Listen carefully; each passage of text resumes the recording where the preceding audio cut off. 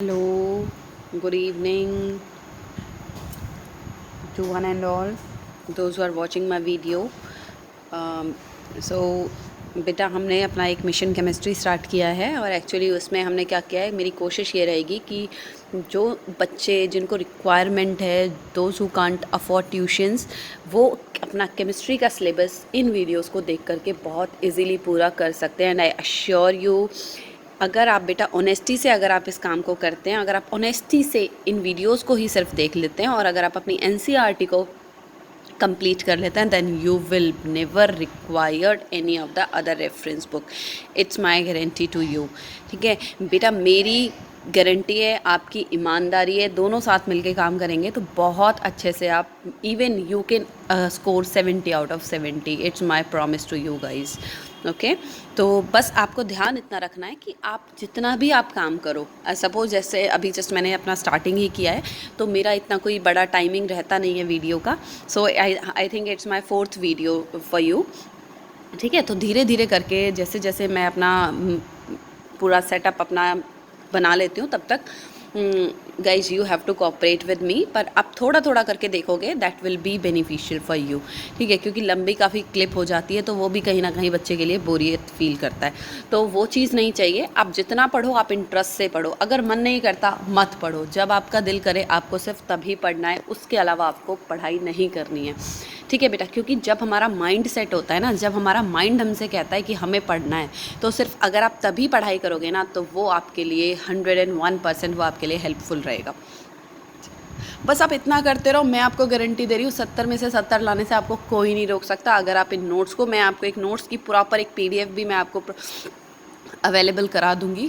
ठीक है, मैं आपको लिंक में सेंड कर दूंगी, आप उसे डाउनलोड भी कर सकते हो। आपको गारंटी दे रही हूँ बेटा, आपके 70 आउट ऑफ 70 आएंगे। बस आप NCERT पढ़ लो और आप इस PDFs को चेक पढ़ लेना, इन वीडियोस को देख लेना, अब बस आपके लिए इनफ है।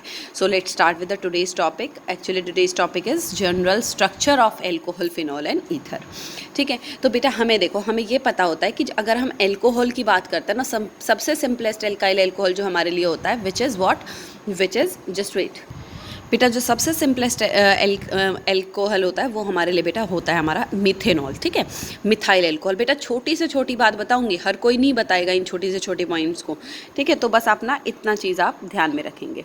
ठीक है, तो अब आप एक चीज़ को देखो, हमें क्या करना होता है, जब आप कभी भी किसी भी कंपाउंड का बेटा स्ट्रक्चर बताने जा रहे हो ना, तो उस स्ट्रक्चर में वैसे ये टॉपिक आपके लिए इतना ज़्यादा इंपॉर्टेंट है नहीं, पर आपकी नॉलेज के लिए इंपॉर्टेंट है, not for your exam point of view और for your competitive exam point of view.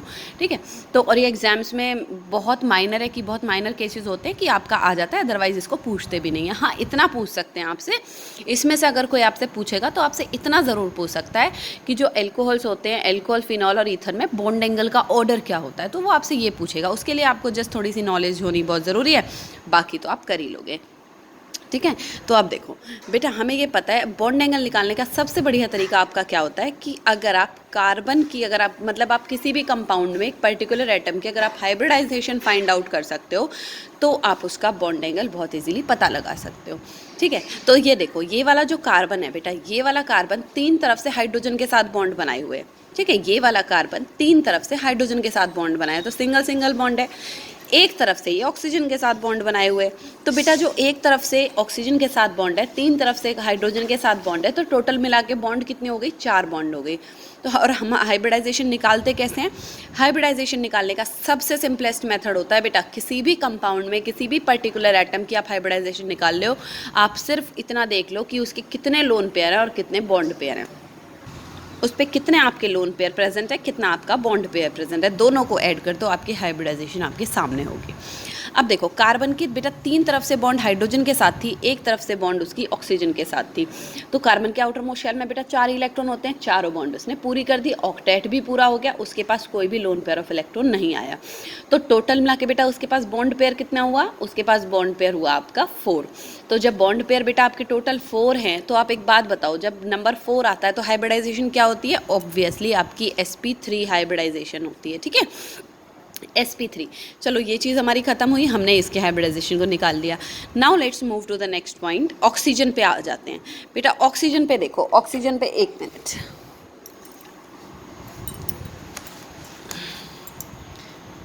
Oxygen पे आ जाते हैं। ऑक्सीजन पे देखो बेटा, ऑक्सीजन पे हमारा क्या हुआ, हमें पता है कि ऑक्सीजन क्या होता है, हमेशा एक डबली बॉन्डेड मॉलिक्यूल होता है। ऑक्सीजन डुप्लेट मतलब क्या करता है, ऑक्टेट पूरा करता है, लेकिन बॉन्ड 2 बनाता है। रीज़न क्या होता है, क्योंकि उसके आउटर मोस्ट शेल में बेटा 6 इलेक्ट्रॉन प्रेजेंट होते हैं। तो इसका मतलब क्या है कि उसे उन 6 इलेक्ट्रॉन को शो तो करना पड़ेगा ना जब हम एक स्ट्रक्चर बनाते हैं। तो अब ये देखो, ऑक्सीजन की एक तरफ से बॉन्ड कार्बन के साथ थी, एक तरफ से बॉन्ड हाइड्रोजन के साथ है। तो बेटा उसके देखो कितने इलेक्ट्रॉन यूज़ हुए, 1 और 2, बाकी बचे 4, उसको 4 अभी शो करने हैं। तो 4 वो शो कैसे करेगा, 1 2 3 और 4, ये हो गया ऑक्टेट, तो इसका पूरा हो गया। लेकिन these electrons will considered as a lone pair of electron.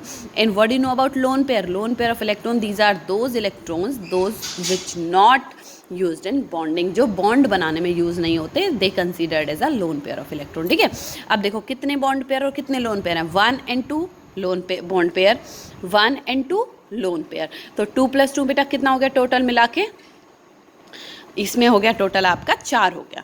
ठीक है, तो टोटल 4 हो गया, तो इसका मतलब क्या है, ये आपका क्या हो जाएगा, टोटल इसका भी 4 हो जाएगा। और जब नंबर 4 आता है तो हाइब्रिडाइजेशन क्या होती है, आपकी sp3 हाइब्रिडाइजेशन होती है। ठीक है, अब एक चीज़ यहाँ पर देखो, अब हम यहाँ पे बोलते हैं जब हाइब्रिडाइजेशन आपकी sp3 होती है, जब हाइब्रिडाइजेशन आपकी sp3 होती है, तो बेटा जब हाइब्रिडाइजेशन sp3 होगी तो आपका क्या होगा, जब हाइब्रिडाइजेशन sp3 होती है तो आपका जो बॉन्ड एंगल होता है बेटा वो आपका कैसा होता है, वो आपका 109 डिग्री 28 मिनट का होता है। 109 डिग्री 28 मिनट का होता है। होना तो इतना चाहिए, 109 डिग्री 28 मिनट का होना चाहिए, लेकिन बॉन्ड एंगल होता कितना है, बॉन्ड एंगल होता है बेटा 108 डिग्री 9 मिनट का।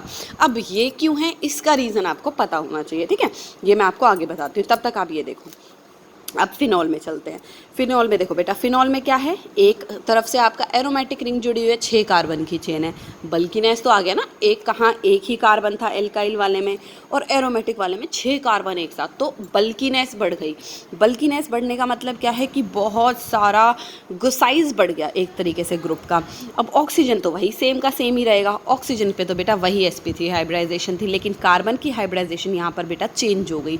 क्यों चेंज हो गई, क्योंकि कार्बन क्या है, कार्बन एक तरफ से डबल बॉन्ड बना रहा है। और आपने 11th क्लास में और 10th में आपने जब 4th चैप्टर करा होगा 10th क्लास में, तो आपने पढ़ा होगा कि जब कार्बन कार्बन डबल बॉन्ड बनाता है ना बेटा, तो आपकी हाइब्रिडाइजेशन क्या होती है, sp2 होती है। कार्बन कार्बन सिंगल बॉन्ड बनाता है तो sp3 होती है, और कार्बन कार्बन ट्रिपल बॉन्ड बनाता है तो sp हाइब्रिडाइजेशन होती है। चीज़ों को बड़ा स्मूथ करके समझो, बहुत मतलब प्रॉपर एक साइंटिफिक टर्म में समझोगे ना बेटा, बड़ी हेक्टिक हो जाएंगी चीज़ें, नहीं समझ में आएंगी। बहुत जनरल ही तरीके से समझो कि तुमने अब तक उसको कैसे देखा है, कैसे तुमने उसको समझा है, उस तरीके से आप केमिस्ट्री को पढ़ोगे तो आपके लिए बड़ी आसान है। लेकिन आप समझोगे कि भाई केमिस्ट्री है, हाँ भाई केमिस्ट्री, एक हुआ सा बना के पढ़ोगे ना तो बहुत मुश्किल हो जाएगा। मज़े से पढ़ो, इंटरेस्ट से पढ़ो। कोई डाउट है तो मेरे को कमेंट बॉक्स में कमेंट करो, मैं उसको आपको डेफिनेटली सॉर्ट आउट करूँगी। हाँ, ये चैप्टर पूरा होने के बाद और जैसे जैसे हमारा टॉपिक पूरा होता चला जाएगा वैसे वैसे मैं NCERT के सॉल्यूशंस भी आपको देती रहूँगी, either they are in text questions और they are exercise questions, right. अच्छा, नाउ अब देखो यहाँ पे बेटा क्या था, यहाँ पे आपका क्या था, बॉन्ड एंगल था बेटा। यहाँ पे जब sp2 हाइब्रिडाइजेशन होती है तो आपका क्या होता है, sp2 हाइब्रिडाइजेशन का मतलब तो बॉन्ड एंगल आपका कितना हो जाता है, 120 डिग्री का बॉन्ड एंगल हो जाता है। ठीक है, और जब sp3 हाइब्रिडाइजेशन होती है तो 109 डिग्री का बॉन्ड एंगल हो जाता है।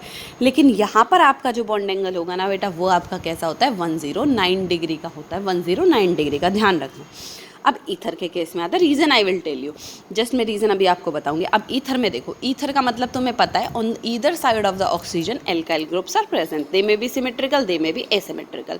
सिमेट्रिकल पता है, ऑक्सीजन के लेफ्ट राइट में दोनों तरफ सेम साइज का एल्काइल ग्रुप, मतलब एक कार्बन है तो एक ही कार्बन होना चाहिए दोनों तरफ, 2 हैं तो 2 होने चाहिए। और एसिमेट्री में क्या होता है, एसिमेट्री में दोनों तरफ अलग अलग नंबर कार्बन का होना बहुत ज़रूरी होता है। ठीक है, तो देखो ईथर में आपका क्या है, ऑक्सीजन की हाइब्रिडाइजेशन क्या है, sp3 है, दोनों तरफ कार्बन भी सिंगल बॉन्डेड है, तो दोनों तरफ कार्बन की हाइब्रिडाइजेशन भी आपकी क्या हो गई, sp3 हो गई।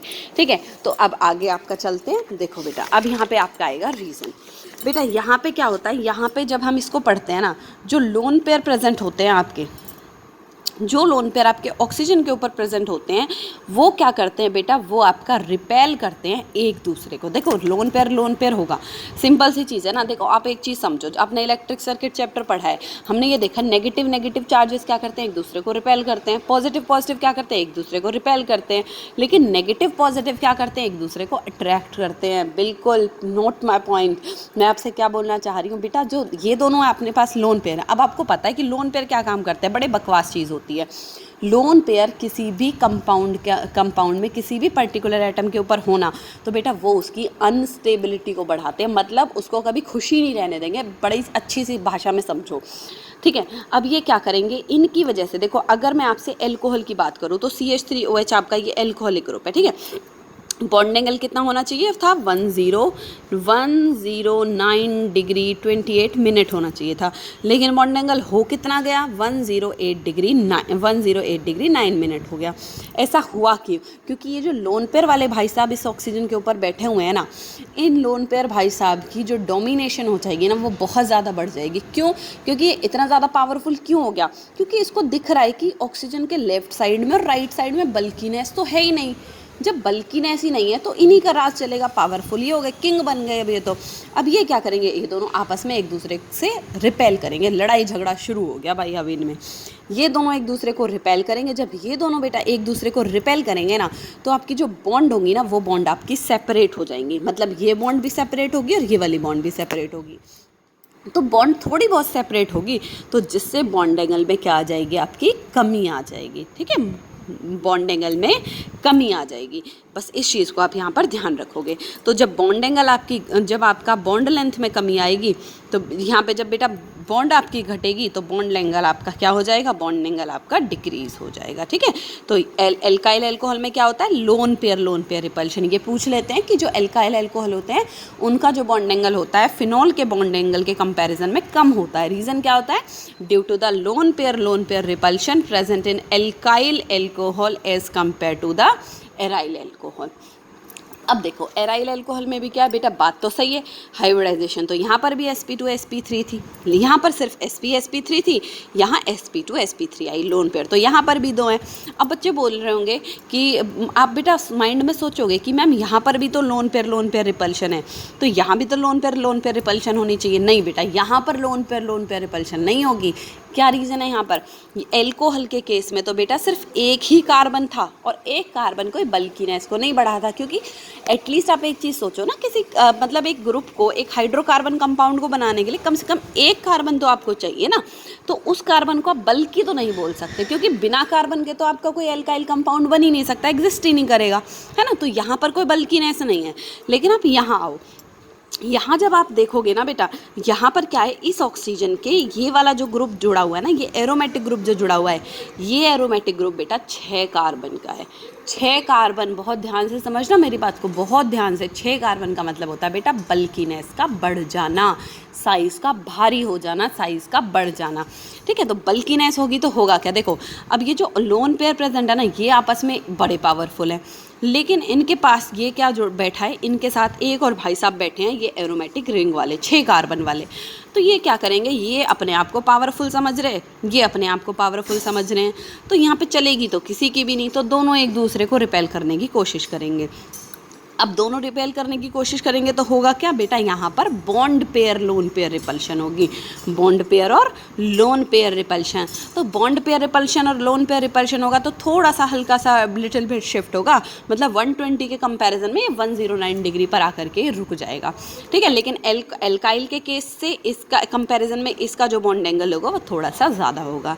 अगर मैं बात करूँ बेटा आपके ईथर की, तो ईथर में आपका देखो, ईथर में तो भाई साहब बिल्कुल ही कोई दिक्कत ही नहीं है। ईथर में आपका क्या होगा बेटा, ईथर में तो ऑक्सीजन के दोनों तरफ सिमेट्रिकल ईथर है ये, ठीक है, दोनों तरफ सेम एल्काइल ग्रुप जुड़ा हुआ है, ये वाला भी एक कार्बन का ग्रुप और ये वाला भी एक कार्बन का ग्रुप। तो यहाँ पर तो इनका कोई मतलब ही नहीं होगा, मतलब जितना अपना ये इफेक्ट दिखाने की कोशिश करेंगे ना, उतना ही ये दोनों एल्काइल ग्रुप इसके इफेक्ट को ख़त्म कर देंगे, क्योंकि यहाँ पर ये जो एल्काइल ग्रुप लगे हुए हैं, यहाँ ये दोनों सेम नेचर के हैं, ये कार्बन 3 हाइड्रोजन, ये कार्बन 3 हाइड्रोजन का। तो यहाँ पे इनकी स्टेबिलिटी, मतलब इनको तो ये रुकने ही नहीं देगा, इनके काम को तो चलने ही नहीं देगा, ये बेचारे चुपचाप बैठे रहेंगे, अपने आप को एज इट इज़ लेकर के बने रहेंगे। यहाँ पर क्या बनेगा, यहाँ पर बॉन्ड पेयर रिपल्शन होगी, मतलब बल्कीनेस बढ़ गई। दोनों तरफ देखो, यहाँ फिनॉल के केस में एक तरफ बल्कीनेस थी, एल्काइल के केस में कोई बल्कीनेस ही नहीं थी, लेकिन ईथर के केस में बेटा दोनों तरफ बल्कीनेस है, इधर भी और इधर भी। तो बल्कीनेस तो बराबर हो गया ना, सिस्टम बराबर हो गया, तो लोन पेयर का कोई मतलब ही नहीं बनता, ठीक है। रेसेसिव हो जाएगा यहाँ पर, मतलब इसका कोई इफेक्ट ही नहीं रहेगा। तो बॉन्ड पेयर रिपल्शन बन जाएगी, विल बी हाई। तो बॉन्ड पेयर रिपल्शन आपकी क्या हो जाएगी, हाई हो जाएगी, जिसकी वजह से आपका जो बॉन्ड एंगल होगा बेटा, बॉन्ड एंगल अगर होगा तो बॉन्ड पेयर रिपल्शन ज़्यादा हो जाएगी as compare to bond pair lone pair और लोन पेयर, ठीक है। तो यहाँ पे आपका क्या हो जाएगा, यहाँ पे जो आपका बॉन्ड एंगल होगा that will B 111 degree 7 minute, ठीक है। तो बस आपको बॉन्ड एंगल आप इसमें ध्यान रखना, और आप इसमें ज़्यादा आपको कुछ करने की ज़रूरत नहीं है, ठीक है। आपसे कोई बॉन्ड लेंथ पूछ ले तो बेटा एल्काइल एल्कोहल की बॉन्ड लेंथ कितनी होती है, एल्काइल एल्कोहल में कार्बन ऑक्सीजन के बीच की बॉन्ड लेंथ होती है बेटा 142 डिग्री। एरोमेटिक एल्कोहल में बॉन्ड लेंथ कितनी होती है 136 पिकोमीटर, 142 पिकोमीटर, और एराइल एल्कोहल में 136 पिकोमीटर। ईथर के बारे में कोई ज़्यादा नहीं पूछता, ठीक है। बस रिएक्शंस आएंगे उन पे ज़्यादा ध्यान देना, reactions are more important than anything, ठीक है बेटा। तो अब आपका ये चीज़ यहाँ पर ख़त्म हुई। इसके बाद देखो आपको सिंपल चीज़ बेटा, अगर आपसे कोई पूछे ना तो आप ये बता देना। दूसरा, अगर आपसे कोई पूछता है, मान लो सपोज करो रीजनिंग क्वेश्चन अगर आ भी जाता है, तो रीजनिंग क्वेश्चन बेटा ये आएगा कि जो बॉन्ड एंगल होता है फिनॉल का वो ज़्यादा होता है एज़ कम्पेयर टू एल्कोहल। तो आपको क्या आंसर देना है, due to the partial double bond character present in aromatic compounds as well as the bond pair lone pair repulsion exist between carbon and oxygen, ठीक है। तो आप इस चीज़ को आप दे दोगे, आपका आंसर प्रॉपर करेक्ट हो जाएगा, ठीक है। स्टेरिक हिंड्रेंस यहाँ पर होती है। तो बेटा जो आपका नेक्स्ट वीडियो होगा उस वीडियो में सपोज कोशिश करूँगी कि मैं आपको नेक्स्ट वीडियो में आपको बहुत जल्दी ही या आज ही मैं आपको अपलोड करके यूट्यूब पर डाल दूँ, तो आपको वो मिल जाएगी। कोशिश करूँगी कि विद इन 10 डेज़ आपका ये चैप्टर मैं आपका ख़त्म कर दूँ, ठीक है बेटा। तो गाइस जितना आपको, अगर आपको वीडियो अच्छी लगे so please don't forget to like share and subscribe. और जो भी रिक्वायर्ड हैं, मतलब जिनको भी ज़रूरत है, जो अफोर्ड नहीं कर पाते हैं tuition and the time, this is the time of lockdown, it's very difficult for everybody, कि समझ में ही नहीं आ रहा है कि हम लोग किस तरीके से अपनी तैयारी करें। तो अभी आपका सीबीएसई का कोई बेटा कुछ प्रॉपर अभी पता भी नहीं है कि कौन सा चैप्टर हट जाए, कौन सा चैप्टर ना हटे। तो ये चीज़ तो बेटा श्योर है कि ऑर्गेनिक केमिस्ट्री तो नहीं हटेगी। ऑर्गेनिक केमिस्ट्री में तो एक भी टॉपिक आपका कहीं भी नहीं जाएगा, ठीक है। तो पहले आप अपनी ऑर्गेनिक केमिस्ट्री को स्ट्रॉन्ग करो, don't skip any of the topic from organic chemistry, इनको आप कंप्लीट करो। उसके बाद आपको जो भी होगा, जैसे भी होगा, मैं आपको प्रॉपर पूरा syllabus I will share with you, ठीक है। So if you like the video, so please share and subscribe, okay. So let's meet you in the next video.